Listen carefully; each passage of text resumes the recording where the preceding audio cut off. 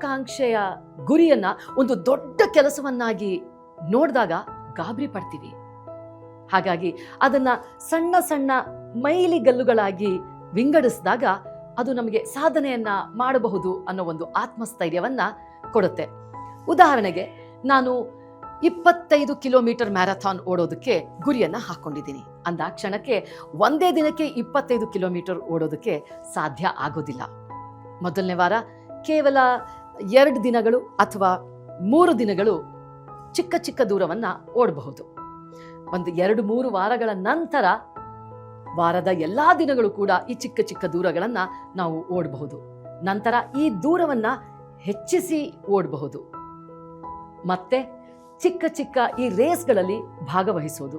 ಹೀಗೆ ಹಂತ ಹಂತವಾಗಿ ನಾವು ನಮ್ಮ ಗುರಿಗಳತ್ತ ಸಾಗಬೇಕಾದ್ರೆ ಅದು ಚಿಕ್ಕದಾಗಿಯೂ ಕಾಣುತ್ತೆ, ಹಾಗೂ ಅದೇ ಸಮಯದಲ್ಲಿ ನಾವು ನಮ್ಮ ದೊಡ್ಡ ಗುರಿಯತ್ತ ಹೋಗ್ತಾ ಇರ್ತೀವಿ.